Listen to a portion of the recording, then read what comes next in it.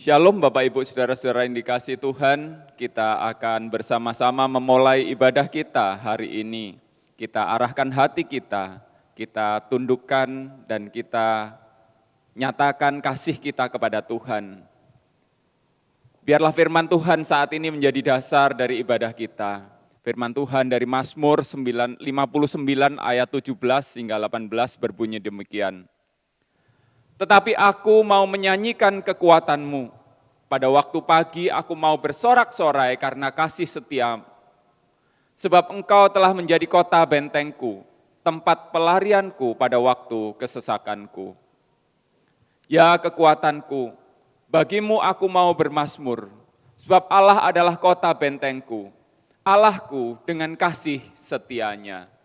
Ibadah pada pagi hari ini akan kita mulai dengan pertolongan dari Allah yang menjadi benteng perlindungan dan kekuatan kita dan yang telah mengundang kita semua untuk beribadah kepadanya. Turunlah atas kita sekalian anugerah, berkat dan damai sejahtera dari Allah Bapa, Allah Putra dan Allah Roh Kudus. Amin.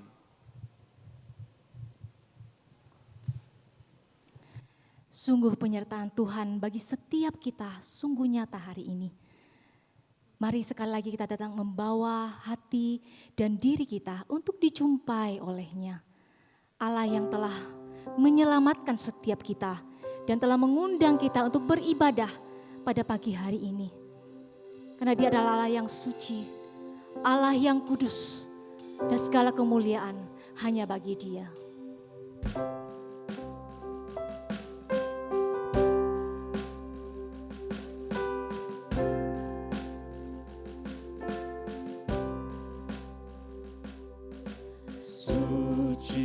Suci, suci, Tuhan Maha Kuasa, Dikau kami puji di pagi yang teduh. Suci, suci, suci,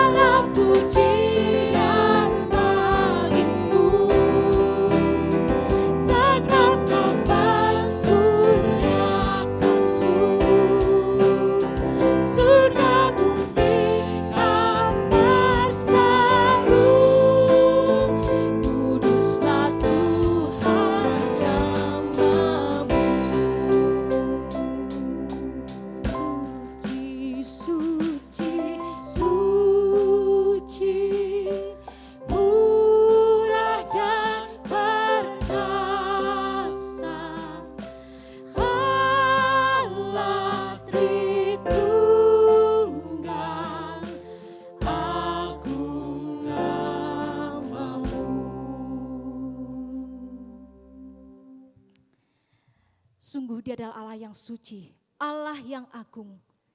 Tapi Dia juga adalah Allah yang penyayang, pengasih, panjang sabar dan berlimpah kasih setia. Tidak selalu Dia menuntut dan tidak untuk selama-lamanya Dia mendendam. Tidak dilakukannya kepada kita setimpal dengan dosa kita. Dan tidak dibalasnya kepada kita setimpal dengan kesalahan kita. Tapi setinggi langit di atas bumi, demikian besarnya kasih setianya atas orang-orang yang takut akan Dia. Sejauh timur dari barat, demikian dijauhkannya daripada kita pelanggaran kita. Singer akan menyanyikan sebuah pujian, dan saya mengajak setiap kita untuk merenungkan kehidupan kita melalui pujian ini.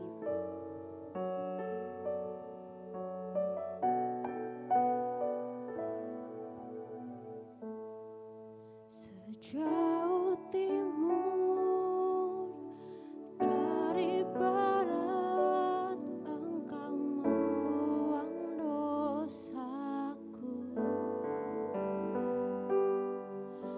Tiada kau ingat lagi pelanggaranku.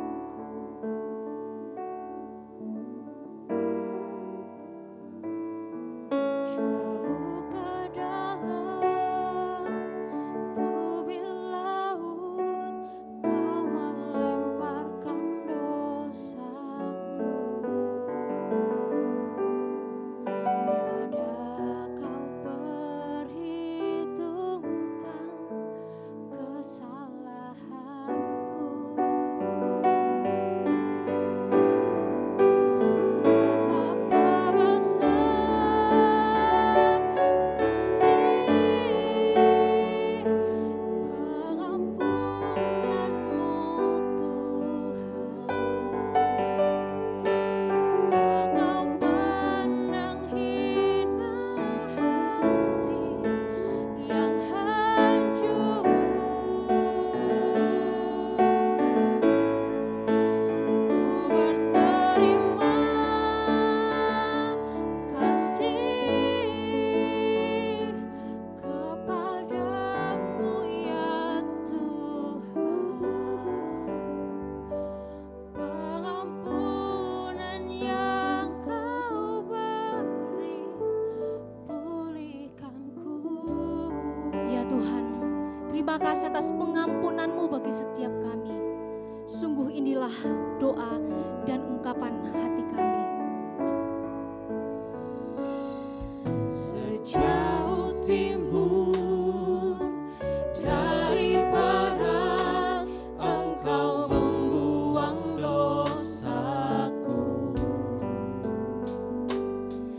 Tiada kau ingat lagi pelanggaranku.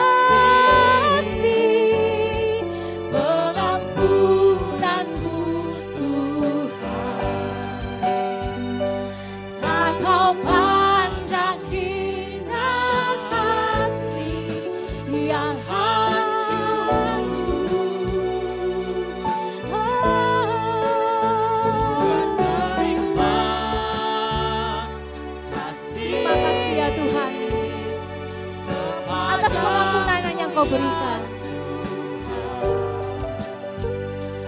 Pengampunan yang kau beri, pulihkanku.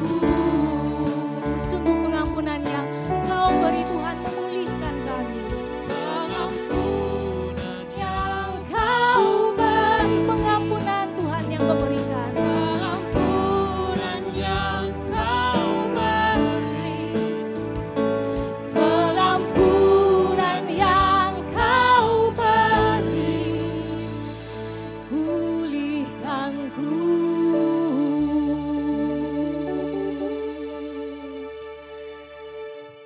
Yesus berkata, "Akulah pokok anggur yang benar dan Bapakulah pengusahanya. Akulah pokok anggur dan kamulah ranting-rantingnya.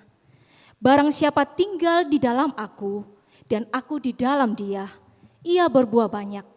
Sebab di luar aku kamu tidak dapat berbuat apa-apa." Seperti ranting yang membutuhkan pokok, begitu pula hidup kami. Tuhan Yesus, Engkaulah pokok yang benar. Kami telah mendengar berita kenaikan-Mu ke sorga. Dan ini adalah bukti bahwa Engkau adalah Allah. Engkau adalah pokok yang benar. Hidup kami tidak berarti jika kami tidak melekat padamu. Biarkan kami melekat padamu, ya Tuhan Yesus. Ketika kami melekat padamu, maka orang-orang dapat merasakan manisnya buah yang kami hasilkan. Mereka akan kenyang dan menyadari Engkau adalah pokok yang benar. Biarkan kami melekat padamu, Tuhan Yesus. Memang Engkaulah yang memberikan kami kehidupan. Di luar Engkau, kami tidak dapat berbuat apa-apa. Biarkan kami melekat padamu, Tuhan Yesus. Seperti ranting yang pasti berbuah ketika melekat dan tinggal pada pokoknya, biarlah hidup kita selalu melekat erat kepada pokok hidup kita, yaitu Yesus Kristus. Karena hanya di dalam Dia hidup kita berkemenangan.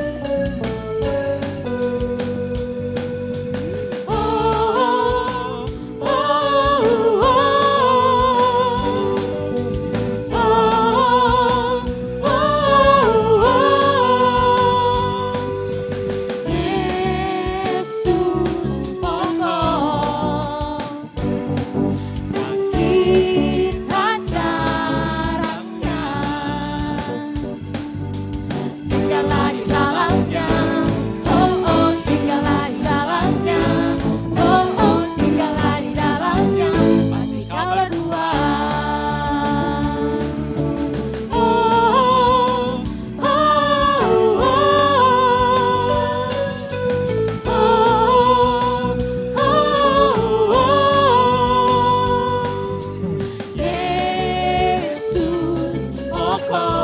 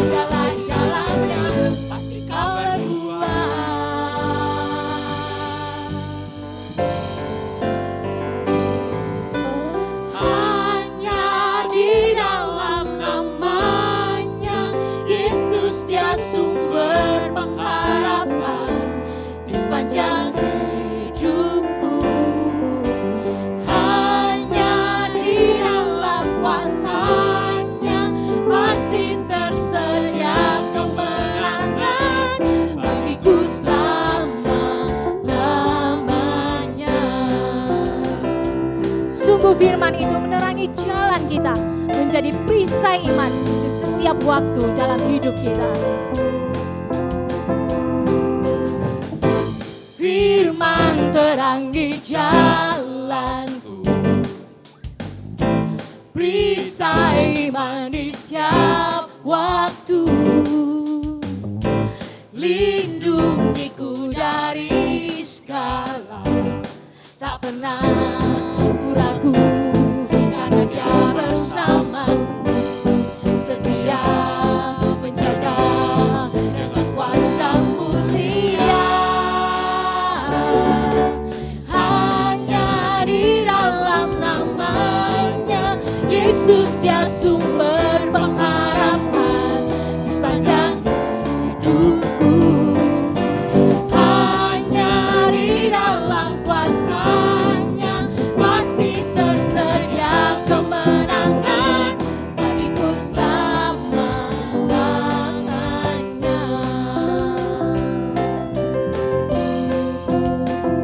Kebenaran yang sungguh membebaskan setiap kita akan berikan kita kekuatan.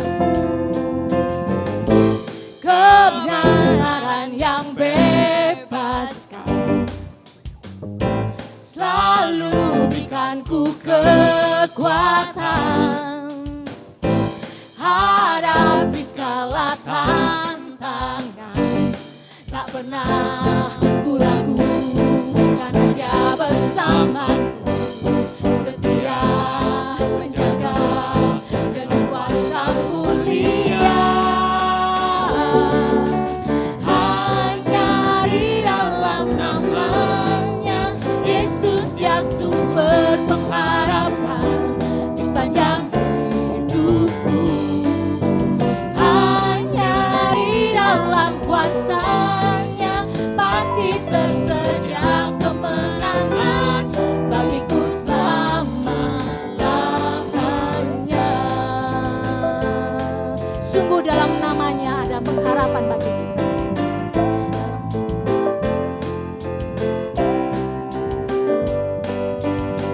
Dalam namanya ada pengharapan, dalam kuasa-Nya kemenangan. Hanya di dalam namanya Yesus, Dia sumber pengharapan di sepanjang hidupku. Hanya di dalam kuasa-Nya pasti tersedia kemenangan bagiku selamanya. Hanya di dalam namanya Yesus, Dia sumber pengharapan di sepanjang hidupku. Hanya di dalam kuasa-Nya pasti tersedia kemenangan bagiku selama-lamanya.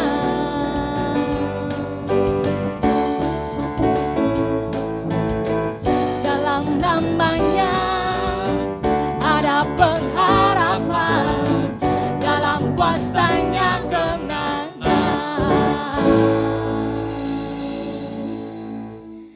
Ya, dalam namanya ada pengharapan dan kekuatan. Kekuatan yang kita perlukan untuk bersandar. Dan hanya di dalam tinggal, tenang, dan percaya, sungguh terletak kekuatan kita. Jemaat yang dikasihi Tuhan, biarlah firman Tuhan sekali lagi meneduhkan hati kita. Di tengah badai dan ketidakpastian yang kita hadapi hari ini. Mari bersama-sama kita katakan, Tuhan, lingkupiku dengan sayap-Mu dan sungguh naungiku dengan kuasa-Mu. Lingkupiku dengan sayap-Mu, naungiku dengan kuasa Di saat badai bergelora, ku akan terbang bersamamu. Bapa kau Raja atas semesta, ku tenang sebab kau Allahku.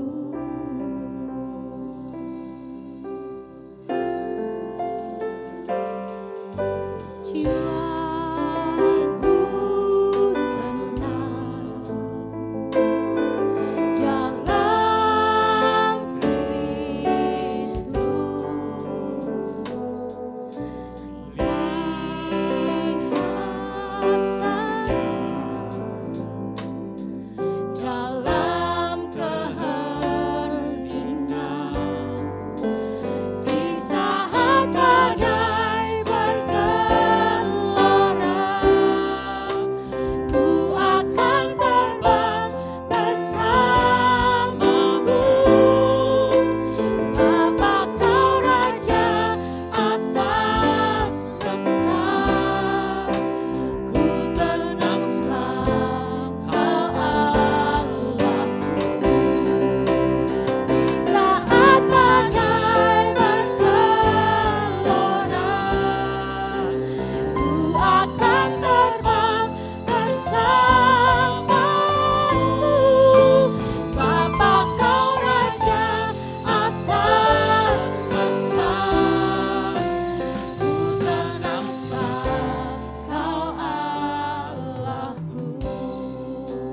Ku tenang sebab kau Allahku.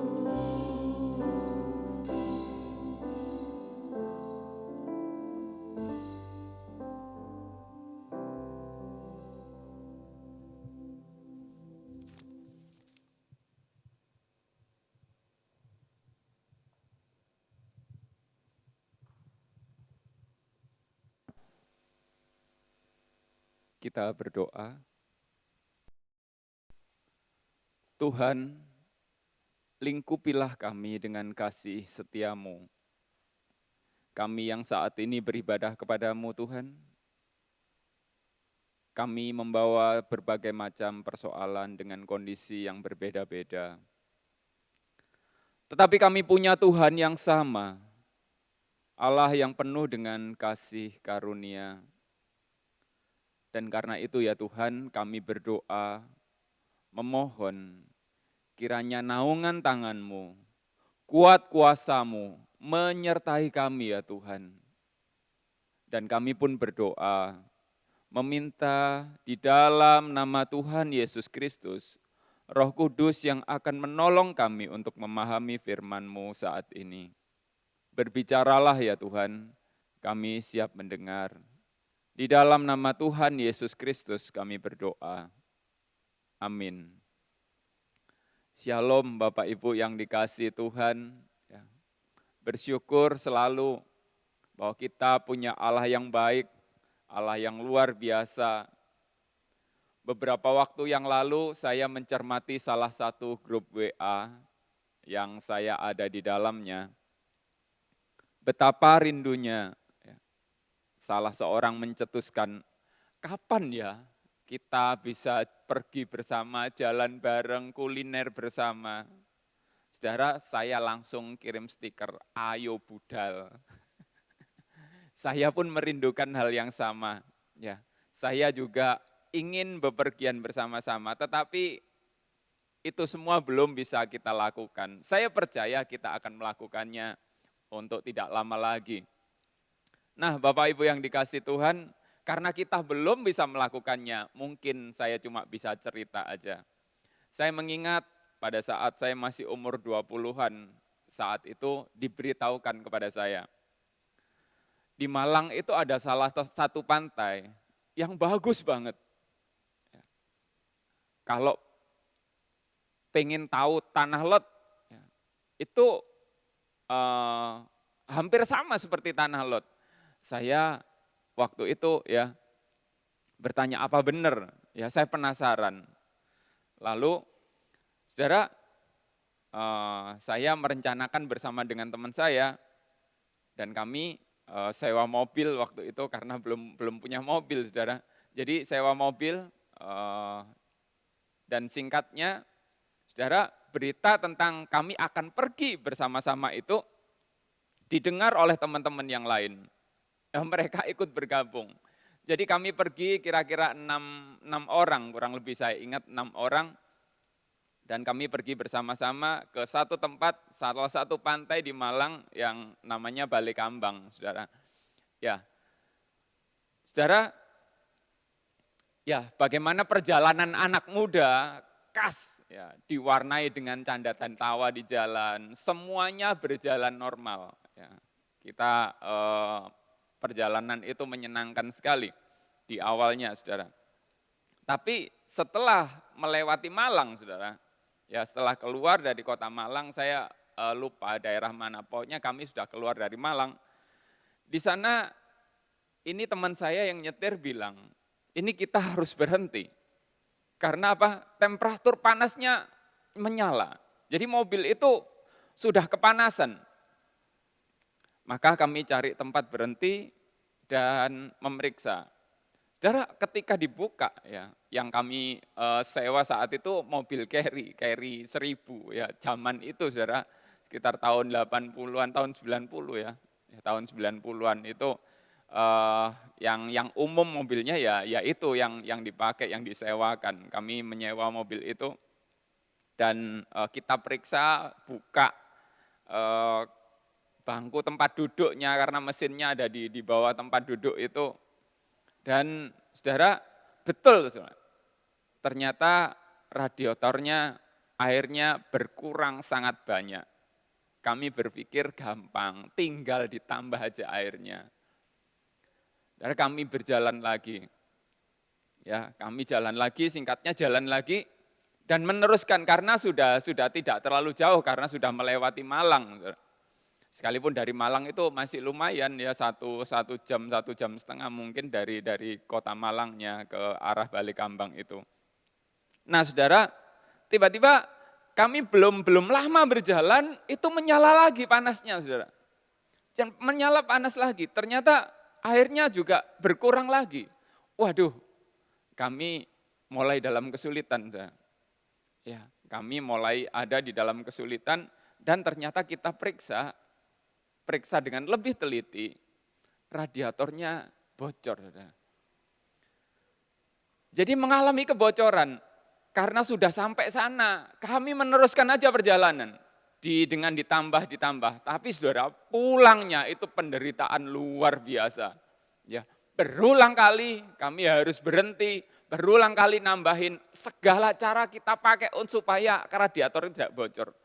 Dan kami harus berjalan dan sampai di rumah itu, kami berangkat subuh pagi, sampai di rumah pagi lagi jam 3 pagi.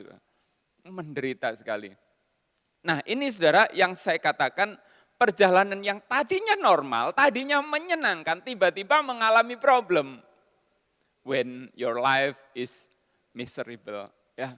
Ketika hidupmu mulai kacau, ketika hidupmu mengalami kesedihan, ketika hidup mengalami masalah, itu yang terjadi, yang saya alami pada saat saya berjalan. Semula menyenangkan, semula penuh canda tawa, tapi saudara di sana tiba-tiba aja ada persoalan yang sangat mengganggu dan itu membuat kita semua alangkah menderitanya perjalanan ini saudara ketika pulang.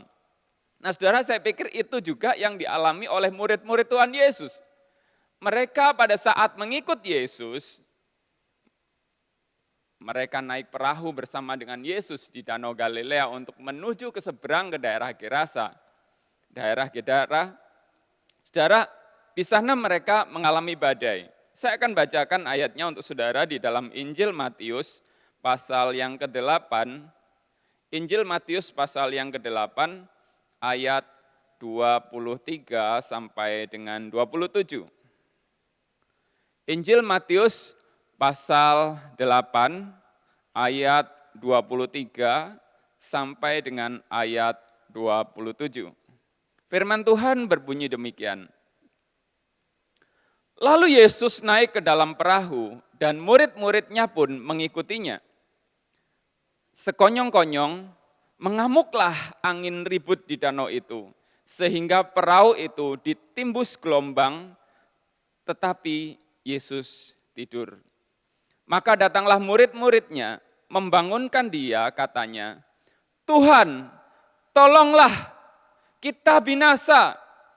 Ia berkata kepada mereka, "Mengapa kamu takut, kamu yang kurang percaya?" Lalu bangunlah Yesus, menghardik angin dan danau itu. Maka danau itu menjadi teduh sekali. Dan heranlah orang-orang itu, katanya, "Orang apakah dia ini sehingga angin dan danau pun taat kepadanya?" Saudara, saya pikir mereka pada saat itu, pada saat mereka akan mengikuti Yesus, pada saat mereka di awal naik perahu, mereka mengalami perjalanan yang menyenangkan. Mereka bersuka cita karena mereka, saya juga enggak tahu saudara bagaimana kondisi mereka, tapi saya yakin kalau naik perahu itu menyenangkan saudara. Ya, naik kapal, apalagi di Danau Galilea saudara. Danau yang tenang, danau yang indah, danau yang udaranya sejuk. Ya, tiba-tiba saudara, dikatakan di sana sekonyong-konyong, tiba-tiba angin bertiup dan itu bukan angin biasa, angin kencang. Dan itu semacam badai yang dapat menimbulkan ombak kurang lebih 2 meter, bisa lebih saudara. Dan itu gampang sekali untuk membuat kapal itu terjungkal, membuat kapal itu terbalik, membuat kapal itu tenggelam. Saudara, siapa sih yang tidak panik ketika perahu ditimpa badai? Saya rasa kita semua panik saudara. Sekalipun saya belum pernah tahu rasanya naik perahu, ya, lalu ada badai. Saudara. Tapi saya berdoa, saya tidak mengalaminya karena tidak enak. Saudara. Saudara bisa bayangkan saudara di atas perahu, tiba-tiba ombaknya besar, tiba-tiba ombaknya tinggi dan saudara dihempaskan ke sana ke sini. Jangankan untuk duduk saudara, saudara berdiri dan perpegangan aja, saudara bisa terlepas tangan saudara. Dan saudara bisa langsung terbayang, kalau perahu ini terbalik, kalau kapal itu terbalik, saudara, apa yang terjadi? Saudara, Danau Galilea itu, sekalipun itu dikatakan hanya sebuah danau, tetapi danau itu kedalamannya rata-rata, kedalaman yang paling dangkal aja saudara sekitar 20 sampai 25 meter. Jadi kedalamannya antara 20 sampai 40 meter. Saudara bisa bayangkan, di kedalaman sedalam itu, di air, di perairan yang sedalam itu, kalau saudara sejago-jagonya berenang saudara, saudara kalau dihempaskan gelombang, digulung oleh ombak, saya yakin saudara, saya yakin ya sejago-jagonya berenang, kita tetap terbawa arus. Ya, enggak enak saudara, kalau mati sampai kelempokan itu enggak enak. Saudara masuk air, saudara sampai nelan air dan sampai enggak bernapas itu yang mungkin yang terbayang di otak para murid yang mengikut. Sehingga mereka panik, sehingga mereka gemetar, sehingga mereka berteriak, "Tuhan tolonglah kita." Dan saat itu Tuhan Yesus di mana? Alkitab mencatat dia tidur. Tuhan Yesus tidur. Saudara, kalau kita melihat bagian ini, ya firman Tuhan yang dicatat di sini, Tuhan Yesus saat itu bangun juga. Saat itu bangun dan Tuhan Yesus memperhatikan mereka. Tuhan Yesus berkata, "Mengapa engkau takut?" Saudara, tampaknya aneh apa yang dikatakan Tuhan Yesus. Tetapi kalau kita melihat apa yang dikatakan Tuhan Yesus itu, nanti kita coba selidiki bersama di bagian-bagian tersebut. Dan reaksi Tuhan Yesus ketika mereka berteriak, ketika mereka minta tolong itu, Tuhan Yesus justru menegur mereka. Tuhan Yesus justru mengatakan sesuatu, mengevaluasi iman dari murid-muridnya. "Mengapa engkau takut?" Dikatakan di sana, kepada para murid itu Tuhan Yesus berkata bahwa betapa lemahnya imanmu, betapa kecilnya, engkau kurang percaya. Kalau di terjemahan yang lain dikatakan, mengapa kecil sekali imanmu? Saudara, saya pikir kalau saya juga berada di sana, saudara, saya tentu juga akan panik. Kalau saya ada di tengah-tengah gelombang saat itu, saya pun akan panik. Dan murid-muridnya itu di sana dikatakan, ketika mereka di dalam kepanikan itu, mereka berkata, Tuhan, Tuhan, tolonglah kami, tolonglah kami. Mereka berkata seolah-olah kita binasa. Di ayat yang lain, saudara, di bagian mungkin saudara bisa membaca di ayat-ayat yang paralel, ada Markus, ada kitab Lukas di sana. Di sana murid-murid berkata dengan lebih jelas, Guru, engkau tidak peduli kalau kita binasa. Mereka mengucapkan kata itu. Saudara, ini bagian reaksi yang paling manusiawi, yang dapat kita perhatikan ketika seseorang ada di tengah situasi sulit. Apa reaksi mereka? Ketika seseorang ada di dalam situasi yang sulit, di dalam bencana, di dalam kesusahan, maka reaksi yang pertama, mereka mengatakan seolah-olah, Yesus, kau tidak peduli kalau kita binasa. Karena mereka melihat Yesus sedang tidur. Saudara, bagian ini, yaitu bagian pertama, reaksi kita ketika kita ada di dalam sebuah masalah, ketika ada di dalam situasi yang sulit. Saudara, yang paling mudah adalah menyalahkan Tuhan.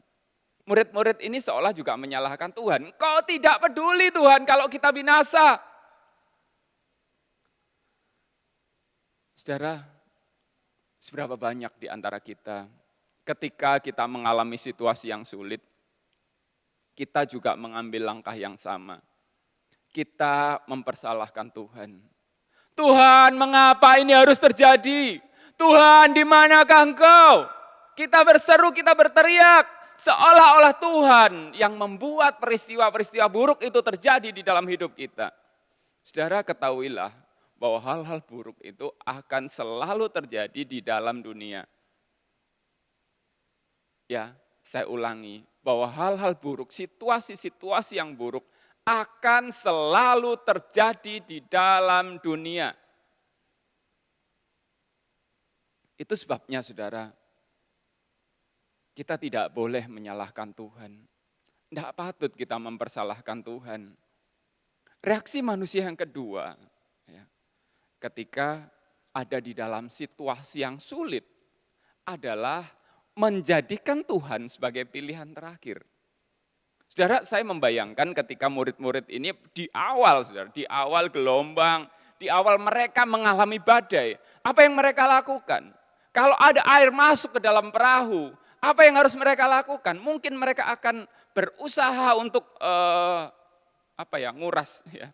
Apa istilahnya untuk nguras, saudara?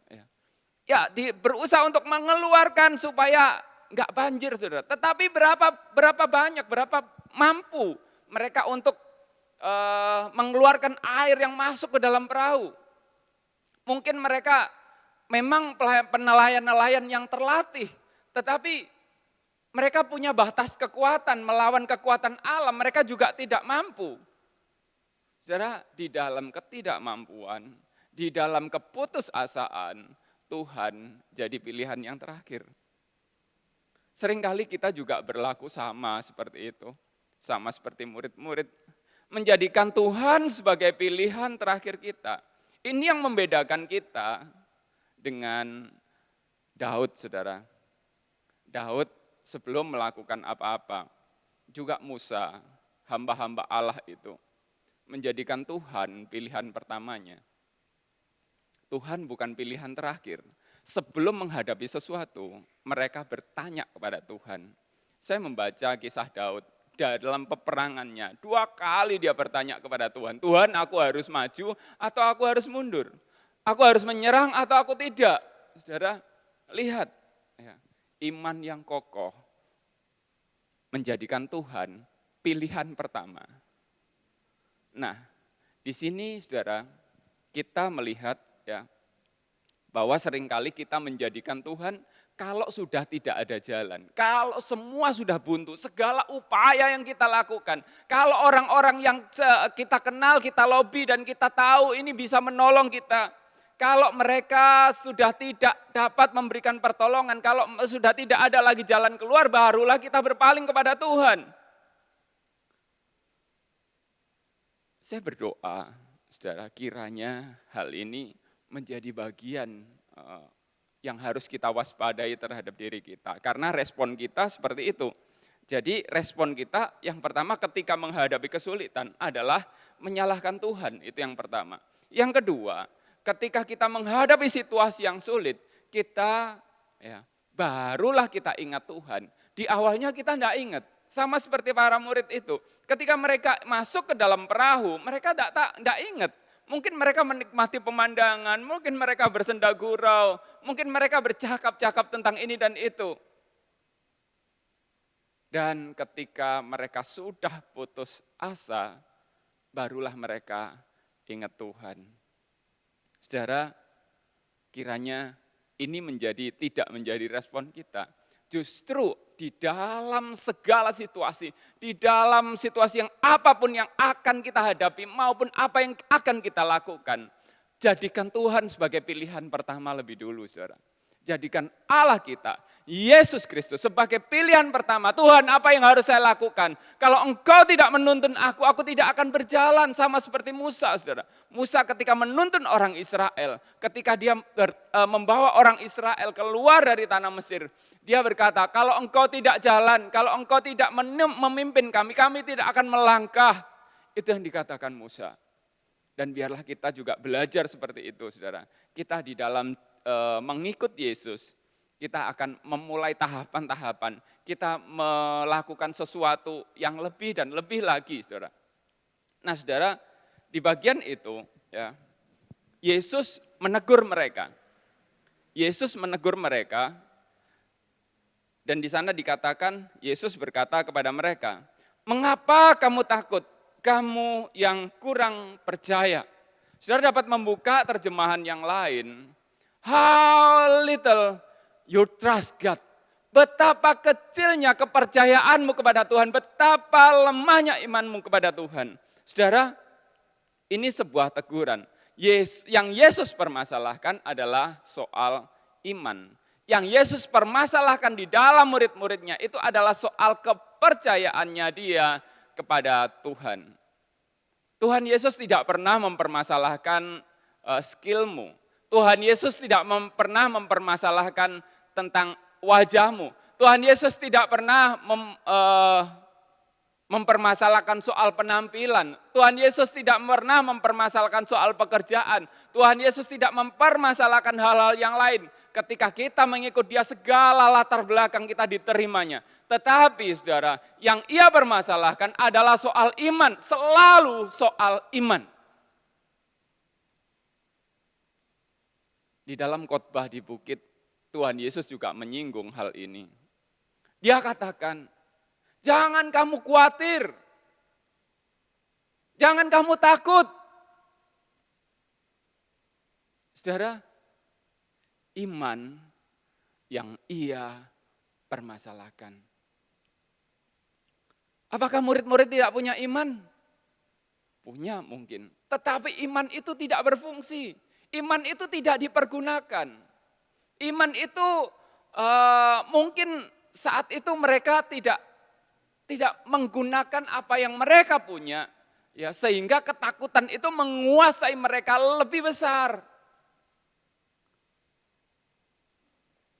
Kita harus mulai percaya penuh akan Allah.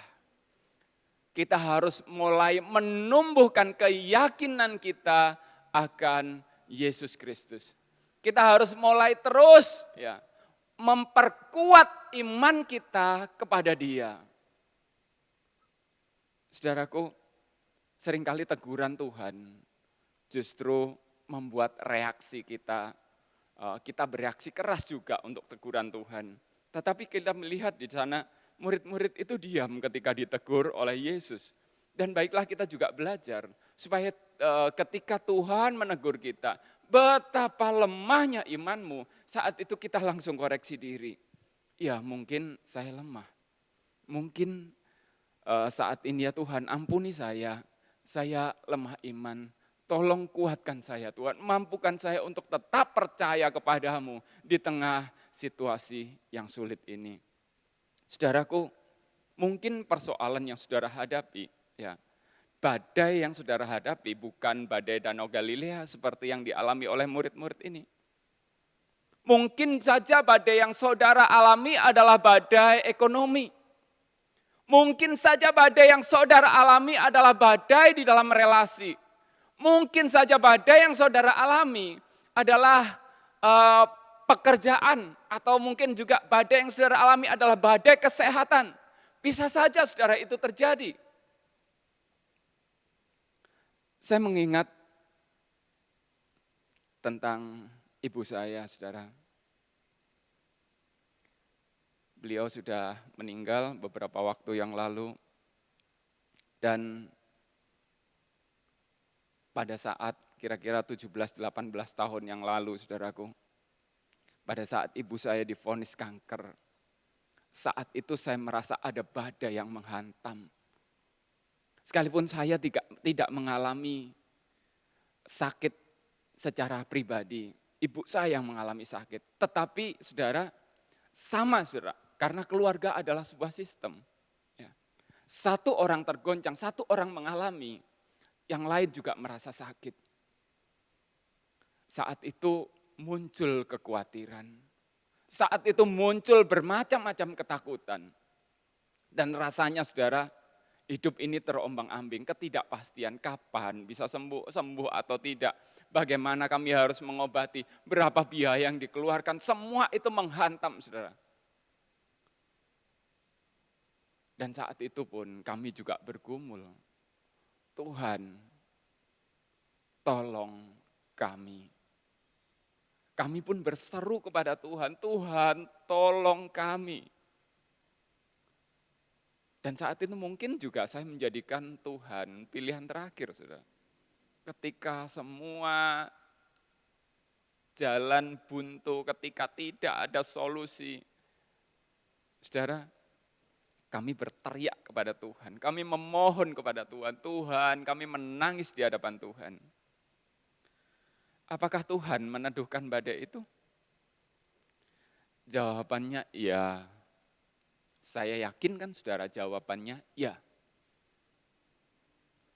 Tuhan tidak membuat kanker itu hilang.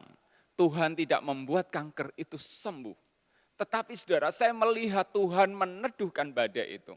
Bahwa ibu saya menerima kanker itu dengan damai. Ibu saya tidak mengalami sakit yang luar biasa bertahun-tahun. Sama seperti kami melihat orang-orang lain, mereka ketika mereka mengalami kanker, saudara, kesakitan mereka amat sangat, bahkan sampai diberikan obat sejenis morfin untuk menahan rasa sakitnya. Tapi ibu saya tidak mengalami semua itu. Saya bersyukur. Dan saudara, mujizat, ya, badai itu diredakan, saudara. Tahun demi tahun kami jalani, ibu saya beraktivitas normal, bertahan hingga kurang lebih 17 tahun atau 18 tahun. Saudara, ada mukjizat. Sama seperti yang dialami oleh murid-murid itu, mereka mengalami mukjizat. Mereka mengalami badai itu diteduhkan dan laut itu bergelora, ombak itu yang begitu besar bisa sangat teduh.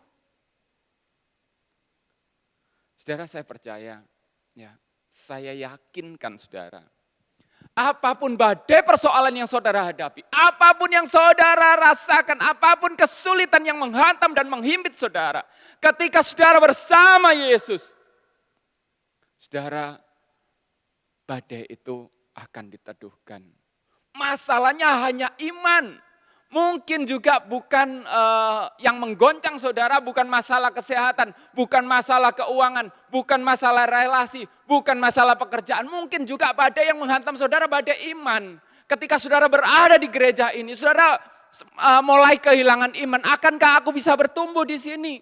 Akankah aku bisa meningkat? apakah aku tidak akan kehilangan iman? Saudara mungkin merasa mengering. Mungkin pada iman, saudara tidak yakin bahwa ketika Tuhan menempatkan saudara, dimanapun saudara, saudara dapat bertumbuh.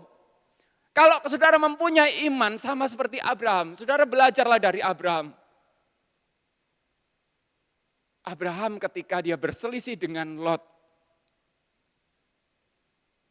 Abraham memberikan opsi kepada Lot. Pilihlah kamu mau kemana. Saudara, Abraham di tempat yang kering. Tempat bukan masalah, saudara. Tempat bukan masalah. Dan ketika bersama dengan Allah, Abraham punya sebuah keyakinan bahwa padang pasir pun jika dikehendaki Tuhan, maka akan mengeluarkan sumber air. Jika ini kita tarik di dalam pengalaman kita bergereja, saudara, bukan soal gerejanya, tetapi soal iman, betapa kecilnya mungkin iman kita. Gereja tidak menjamin pertumbuhan saudara. Tetapi saudara, ketika saudara sungguh-sungguh mencari Tuhan dengan iman yang sungguh-sungguh, saya yakin saudara, di tempat yang selama ini kau pandang kering, jika percaya kepada Tuhan, Tuhan dapat memberikan pertumbuhan. Masalahnya seberapa besar iman kita, itu yang Tuhan pertanyakan. Pernahkah saudara mempertanyakan imanmu? Pernahkah saudara menyelidiki ke dalam diri? Karena Yesus permasalahkan bagian itu. Saudaraku, mari kita melihat ya pasal 8 ini. Karena pasal ini merupakan satu kesatuan. Saudara, pasal itu di sana diceritakan bahwa Yesus menyembuhkan orang yang sakit kusta. Sakit kusta. Satu penyakit yang dianggap kutukan dan najis. Dan Tuhan Yesus mentahirkan dia. Katakanlah, anggaplah bahwa sakit ini dikarenakan dia berbuat dosa. Tuhan mengampuni dia dan memulihkan dia. Lalu di sana, ya saudara, di perikop selanjutnya, pasal 8 itu, Yesus menyembuhkan seorang hamba. Hamba seorang perwira di Kapernaum. Seseorang yang tidak berarti, seseorang yang belum pernah ketemu dengan Yesus, seseorang yang sama sekali tidak dikenal oleh Yesus. Tetapi Yesus menyembuhkan juga sakit yang ia alami. Saudaraku, saudara dapat melihat di sini. Karena mengapa hamba ini bisa sembuh? Karena ada seorang perwira yang memohon kepada Yesus. Artinya ada seorang yang berdoa buat dia. Dan saya juga percaya saudara, ketika saudara ada di tempat ini, hamba-hamba Tuhan, para pemimpin berdoa untuk pertumbuhan rohani saudara. Kalau saudara tidak yakin, bagaimana hari ini bisa berjalan? Pemulihan kita terjadi pun karena doa orang lain. Dan saya yakinkan saudara, hamba-hamba Tuhan, mereka berdoa untuk saudara semua. Supaya saudara jangan mengalami kekeringan, saudara jangan mengalami lemah iman, saudara tetap kuat di dalam Tuhan. Dan kalau kita lihat perikop selanjutnya, Tuhan juga menyembuhkan ibu mertua Petrus. Ibu mertua Petrus disembuhkan. Saudara, kalau kita melihat seluruh bagian ini, lihat saudara, siapapun, orang yang tidak Yesus kenal disembuhkan. Orang yang berdosa ditahirkan. Orang yang tidak berarti dia perhatikan juga karena doa orang lain. Saudara, lebih ini yang dipersoalkan Yesus ketika Yesus berkata kepada murid-murid itu, mengapa engkau tidak percaya? Tidakkah engkau melihat yang kulakukan? Engkau adalah muridku, engkau bersama-sama dengan aku. Akankah Yesus membiarkan mereka binasa? Jika orang lain saja yang belum pernah bertemu dengan Yesus. Jika seorang hamba, Yesus perhatikan seorang yang belum pernah ia tahu, belum pernah ditemui. Dan Yesus juga sembuhkan. Kerabat dari para murid itu, yaitu mertuanya Petrus juga disembuhkan. Akankah Yesus membiarkan mereka? Demikian juga kita juga saudara, di dalam mengikut Yesus. Saudara harus camkan baik-baik itu. Ketika saudara seorang murid, akankah Tuhan akan membiarkan saudara? Saya kira tidak. Tidak mungkin Yesus akan membiarkan kita. Yesus akan berbuat sesuatu. Masalahnya seberapa besar iman kita kepadanya. Seberapa besar rasa percaya kita kepada Dia. Saudaraku, kita lihat bagian itu. Ya, kita lihat kembali di pasal 8 ayat 23 itu. Yesus naik perahu, murid-murid mengikuti Dia. Saudara, kata mengikuti, ya, kata mengikuti ini Yesus tidak menyuruh loh. Yesus tidak menyuruh mereka, tetapi mereka atas kemauan sendiri, mereka atas inisiatif sendiri, mereka ikut Yesus. Yang artinya bahwa ketika mereka mengikut adalah sebuah pilihan sadar. Pilihan sadar yang mereka buat bahwa mereka akan bersama-sama Yesus. Padahal saudara, di perikop sebelumnya, di sana diceritakan ada seorang yang berkata, seorang ahli Taurat berkata, "Guru, saya akan ikut kemana saja engkau pergi." Dan murid-murid itu dengar. Ya, dari jauh murid-murid mendengar. Ada seorang berkata kepada Yesus, "Guru, aku akan mengikuti engkau kemana saja engkau pergi." Lalu Yesus menjawab. Ya, jawab Yesus kepada ahli Taurat ini yang akan mengikuti Dia, berkata kemana saja dia pergi. Yesus katakan, ya, burung punya sarang, serigala punya liang, tetapi anak manusia tidak ada tempat untuk meletakkan kepalanya. Yang artinya saudara, tidak ada tempat yang nyaman buatku, apalagi buatmu. Jadi di dalam mengikut Yesus, Tuhan sudah memberikan pernyataan tidak ada tempat yang nyaman di dunia ini. Dan saudara, kalau saudara mendengar percakapan itu, kalau saudara ada di sana, bayangkan saudara ada di situ, dan mendengar percakapan, akankah saudara masih mengikuti Yesus? Enggak ada tempat yang nyaman. Tuhan tidak pernah menjanjikan itu. Tuhan tidak pernah menjanjikan kenyamanan. Tuhan tidak menjanjikan keenakan. Tuhan tidak menjanjikan sesuatu yang nikmat. Enggak, saudara. Bahkan Yesus pun katakan, "Aku datang, jangan kamu menyangka bahwa aku datang membawa damai." Bukan, aku bukan membawa damai, membawa perselisihan malah. Saudara lihat, Yesus tidak pernah menjanjikan sesuatu yang nikmat, Yesus tidak pernah menjanjikan sesuatu yang nyaman bagi mereka. Tetapi murid-murid itu tetap memilih untuk mengikuti Yesus. Bukankah kita juga demikian? Saudara pasti tahu bahwa Tuhan tidak menjanjikan sesuatu yang nyaman, Tuhan tidak menjanjikan sesuatu yang nikmat. Tapi saudara tetap memilih Yesus kan? Dan itu adalah pilihan sadar kita. Dan saya mau berkata, mengingatkan saudara, ketika saudara memilih untuk mengikut Yesus, ketahuilah saudara, bahwa ada persoalan-persoalan yang akan ada, yang akan muncul, datang secara tiba-tiba seperti badai ini.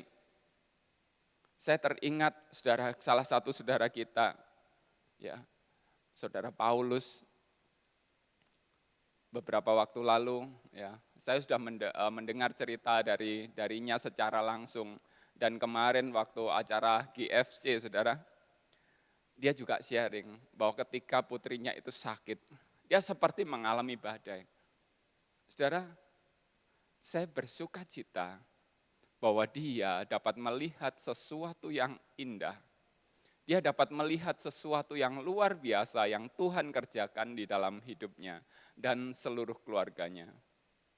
Saat badai itu datang, ada kekhawatiran yang sangat besar, saudara. Dari mana biayanya? Bagaimana nasib anak ini? Belas kasihan muncul.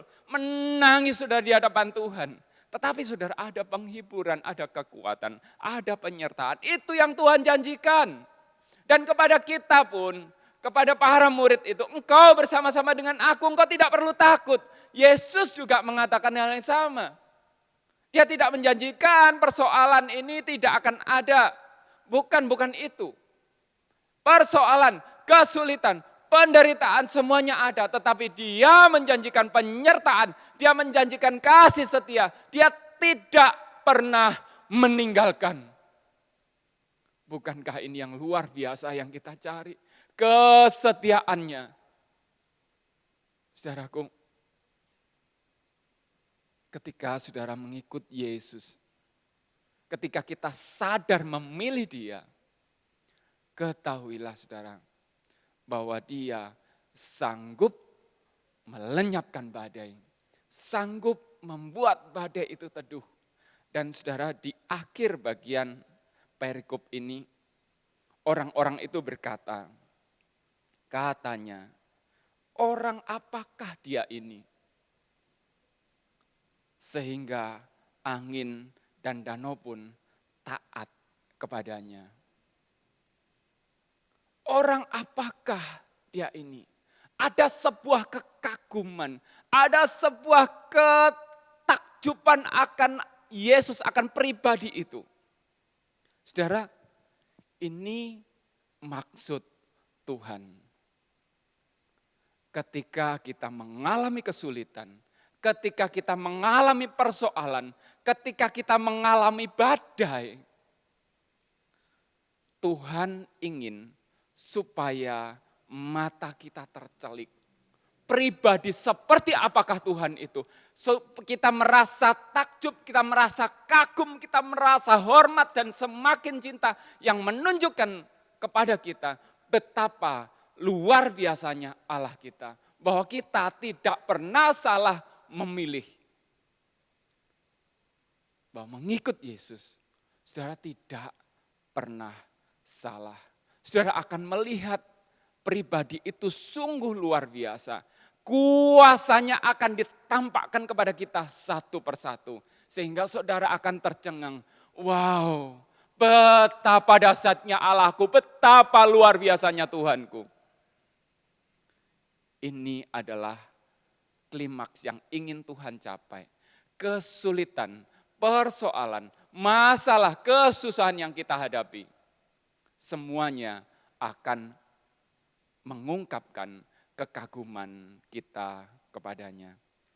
Membuat kita semakin takjub dan semakin mengasihi Dia. Itulah yang Tuhan inginkan di dalam hidup kita. Saudara, mau menjalani hidup ini dengan iman yang lebih sungguh lagi? Kita akan belajar bersama-sama. Kita berdoa. Bapa di sorga, ajarilah kami ya Tuhan untuk percaya kepadamu. Ajari kami untuk semakin yakin akan Engkau. Supaya kami melihat kuasa-Mu, kami melihat keagungan karya-Mu, dan kami semakin mengenal Engkau. Kami berdoa ya Tuhan, kiranya Engkau yang membukakan mata rohani kami.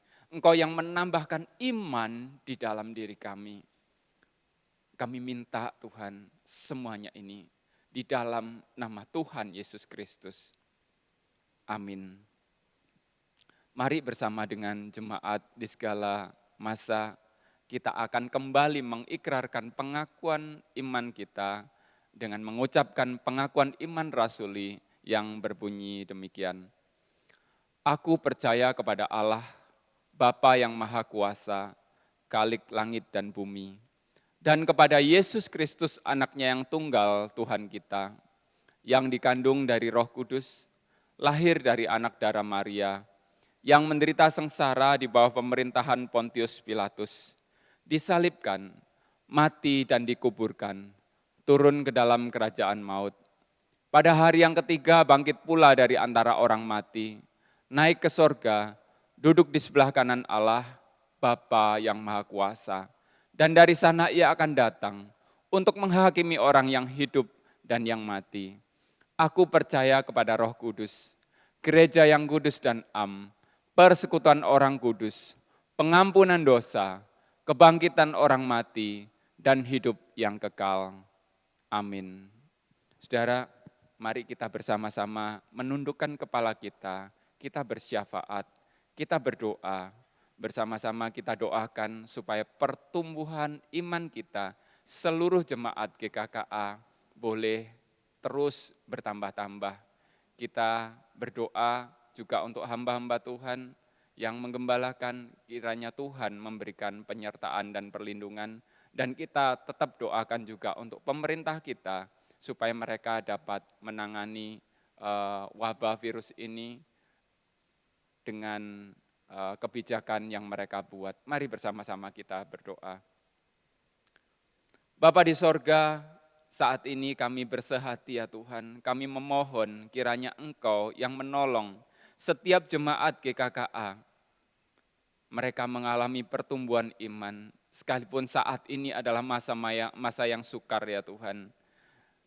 Di mana kami diuji juga, apakah kami menjadi orang yang disiplin mencari Tuhan dengan segenap hati. Ketika tidak ada ibadah yang formal, ketika tidak ada ibadah bersama-sama. Kami berdoa ya Tuhan, supaya jemaat Tuhan, mereka betul-betul mencari Tuhan. Mereka tidak patah, tidak lemah iman, justru sebaliknya, mereka semakin kokoh dan semakin merindukan betapa berharganya sebuah persekutuan.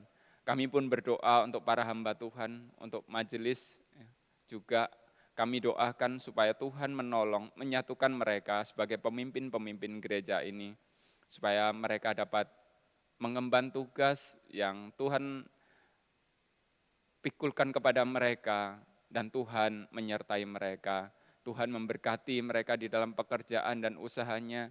Tuhan memberkati juga keluarganya, kehidupan mereka pribadi. Kiranya Tuhan yang melindunginya. Kami pun berdoa juga untuk pemerintah kami ya Tuhan. Kami mengingat bahwa mereka juga mengalami masa-masa yang sulit. Karena itu biarlah pertolongan Tuhan nyatakan atas mereka ketika mereka membuat sebuah kebijakan. Supaya dengan kebijakan tersebut ya Tuhan, mereka dapat menangani banyak perkara secara khusus di dalam menangani penyebaran wabah virus COVID-19 ini. Kami berdoa juga karena pemerintah kami harus mengambil kebijakan soal ekonomi yang menghantam begitu kuat. Karena itu ya Tuhan, kasihanilah bangsa kami, berkatilah pemerintah kami. Terima kasih Tuhan, kami memohon semua doa kami ini kepadamu di dalam nama Tuhan Yesus Kristus. Amin. Tuhan memberkati kita.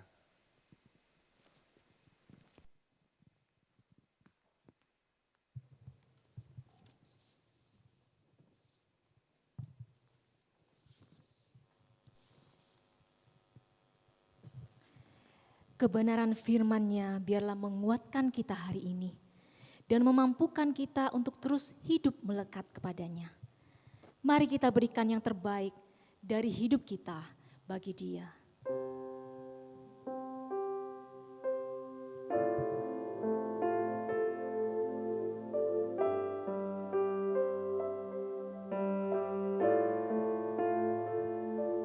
The gift of grace is Jesus my Redeemer.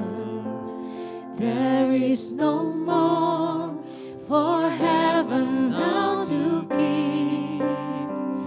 He is my joy, my righteousness and freedom, my steadfast love, my deep and boundless peace.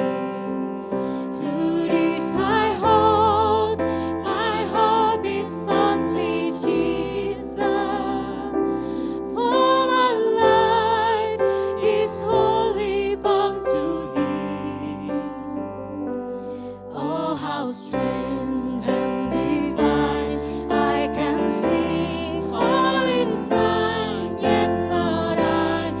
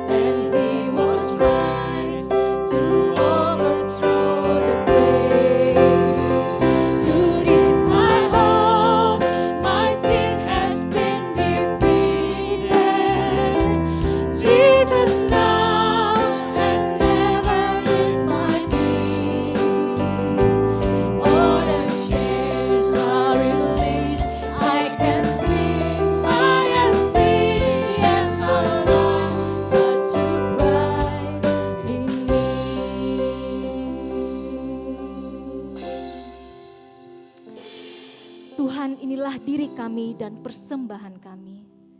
Di tengah semua situasi yang Tuhan izinkan untuk kami hadapi, sungguh ajarlah kami untuk tetap tinggal tenang dan percaya.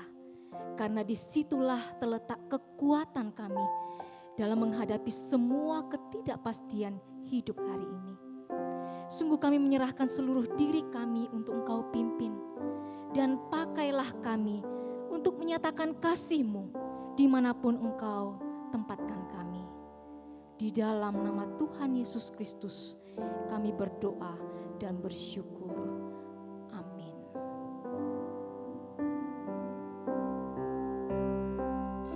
Tiap nafasku ku mau ikut Yesus. Dia telah janji menuntunku pulang.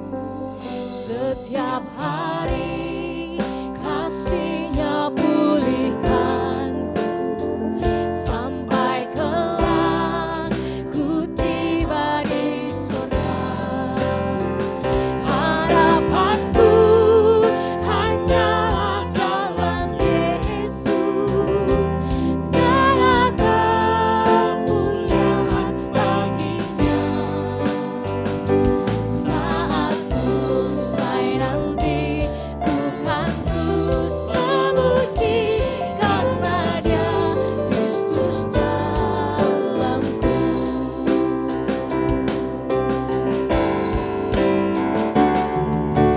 Puji Allah Bapa Putra, puji Allah Roh Kudus, ketiganya yang esa. Pohon selamat sumber berkah.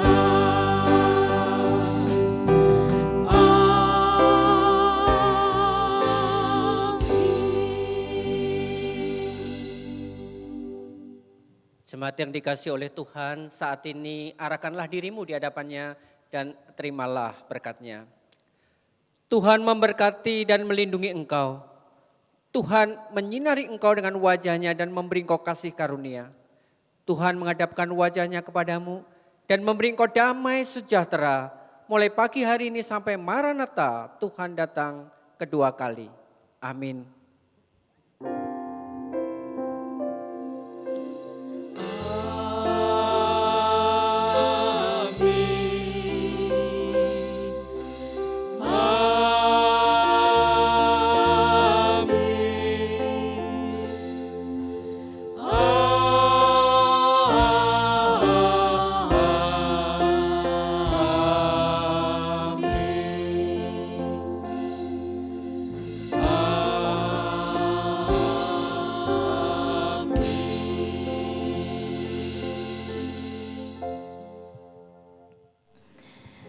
Jemaat yang dikasihi Tuhan, ibadah kita telah selesai. Biarlah kita tetap terus bisa mengalami Tuhan di dalam kehidupan kita. Warta jemaat dapat disaksikan di layar masing-masing. Selamat hari Minggu dan Tuhan Yesus memberkati kita semuanya. Selamat pagi jemaat yang saya kasih dalam Tuhan. Sebagai gereja kita terpanggil untuk menyatakan kasih kepada orang-orang yang ada di sekeliling kita.